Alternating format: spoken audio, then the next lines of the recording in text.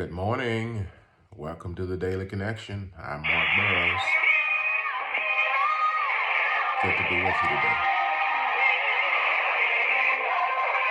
Well, good morning, Tennessee Valley, and welcome to another day of broadcasting right here at WTKL, your gospel explosion station on this 65 Saturday, July the 31st, 2021. And we just made the connection. We got Dr. Mark Burrows, and he's got Christ in action in mind. Here he is, Dr. Mark Burrows. Good morning, Doctor. Good morning.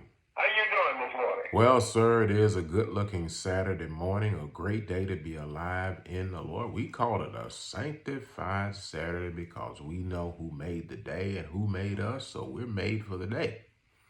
Amen, amen. Amen. What a great intro. Yeah. And I'm going to let you finish it. So I'm going to step away, Pastor, and let you take it the way you've been doing it for these going on 26 years with Christ in action.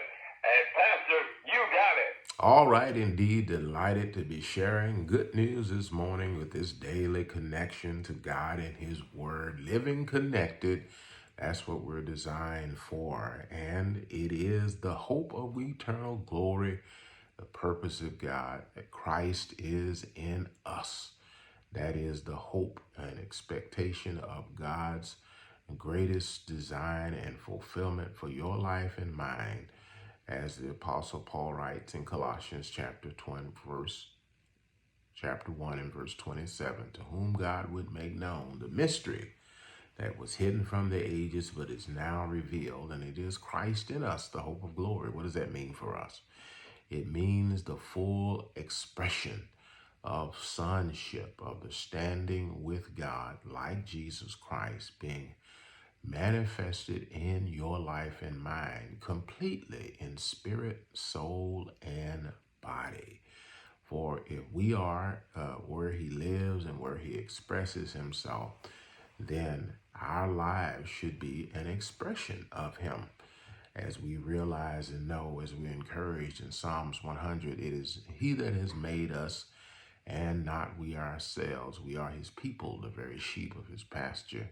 And so then, friend, knowing that He has made us, we realize that the pinnacle of our existence in life every single day is to live in His presence, connected with Him, under His government and authority, His influence, flourishing and thriving because of His continual supply of power, provision, and life in and to us. And that's the way He intends for us to live.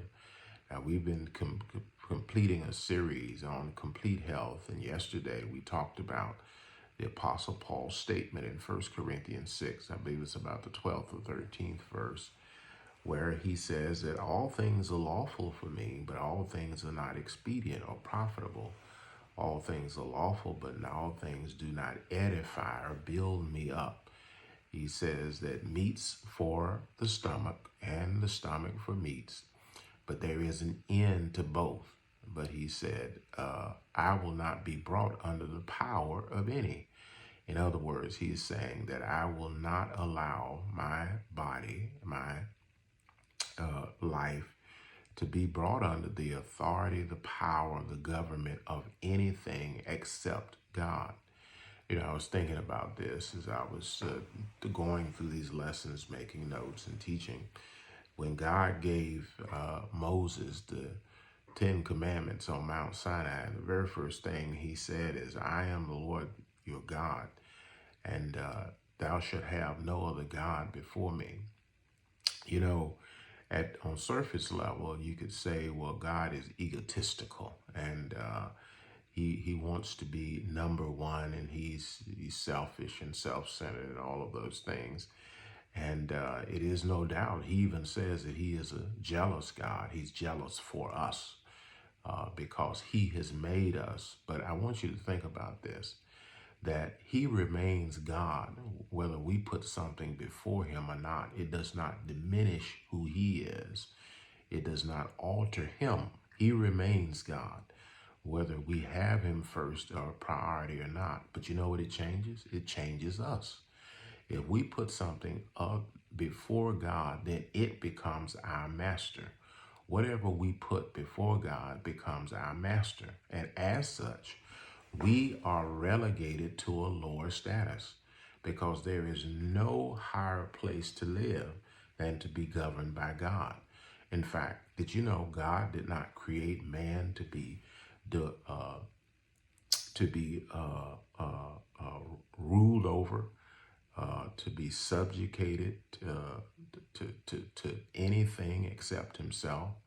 That's right. When he gave dominion to man in Genesis chapter 1, he did not give men dominion over other men because he himself reserves that place of dominion, and he does it out of love. We can trust giving our power, our ability, surrendering our lives to him because of the perfect love that he has for us that is continually in our best interest. How would I know that? Well, the very premise of the gospel is that he so loved us that he gave his only begotten son for us. And I quote this a lot on this broadcast, Romans chapter 8 and verse 32. If he spared not his own son, and he did not, but delivered him up for us all, and he did, how shall he not with him freely give us all things? We can make that correlation, that connection. If he gave the only thing that he had only one of, his only begotten son, is there anything else that we could need or ask of him that he would not be willing to give? In fact, it says he will, with his son, give us all things. So my point back to the first commandment, to have no other God before him, is to realize that it is he who has made us, and the only government and the principal government in our lives is God, that we surrender our lives over to God and nothing and no one else. When this becomes our day-by-day life and existence, addiction becomes powerless against us because there's no substance, there's no experience, no feeling, there's no power, no praise, no accolade that could have a higher place than knowing that we are in right standing with the God of the universe, and that he and he alone rules and super rules the universe and rules as God in our lives. I hope that you see that today when he says, I won't be brought under the power of anything. This will free you and I as we commit and say, I won't allow anything to have control over my life. My life is surrendered to God. And then walk in that way. How do I walk in that way? That means that I don't allow appetites and desires or whatever it may be. It doesn't have to be anything that's evil or sinful, but anything that does not profit or benefit my health, my well-being, and that of others. Anything that does not build me up, build up others. I won't allow those things to rule over me, to begin to govern my life and bring me in subjection to it. And so then I can live with moderation. I can live with temperance, knowing that I don't have to let anything control me. But what I choose to do is make Jesus the Lord of my life, and then allow him to lead me step by step in this life of freedom. That's what Jesus taught. He said, if whoever continues in these teachings of mine, this person will know the truth, and the truth that they have, indeed, becoming my disciples, will cause them to live a life of freedom. That's what he wants for you and I, friend, as we walked in hand with him and call him Lord. It is because we know that we are fearfully and wonderfully made, and he alone is worthy of our worship, our adoration, and our complete surrender to turn over the controls of our lives. Hey, come on, man. 10 o'clock today, Central Standard Time, 11 Eastern Standard. Connected Strength is online, and today we're going to be talking about disciples with transformed minds and attitudes, and what that looks like as we are empowered to reign as kings and to serve as priests unto our God, just as Jesus said. This has been an outreach of Connected Church. Connect with us, connected-church.com. Follow us on Facebook, Instagram, YouTube. There you'll find these and other encouraging words to build you up in your faith and the love that God has for you, your identity that you have in him. Together, we're the difference that makes the difference as we awaken to his purpose of knowing him and the love he has for us, mobilize his mission of making him known, and sharing his love with others. That's good news on this sanctified Saturday morning. You got that right, Pastor. Yes. It is good news, and man, it's news that we can use, and we appreciate you. Look forward to talking to you again in the morning, Lord's willing, with another Christ in Action broadcast. Yes, sir. Blessings on you and the Gospel Explosion family being back with us and keeping us in the house. Lord willing, we'll talk to you tomorrow morning. Have a great day. You too now, Pastor. Bye-bye. Bye-bye. All right. Look forward to seeing you men at 10 a.m. Central Standard Time, 11 a.m. Eastern Standard Time here, U.S. time. You can check it out on our Connected Strength group page.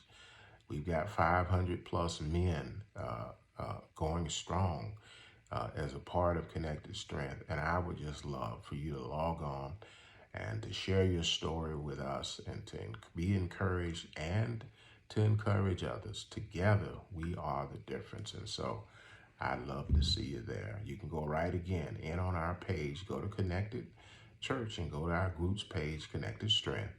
And you see our daily broadcast and other things there. And you'll be able to come right in. And we'd love to see you there. All right. We'll talk to you again later on. Bye-bye.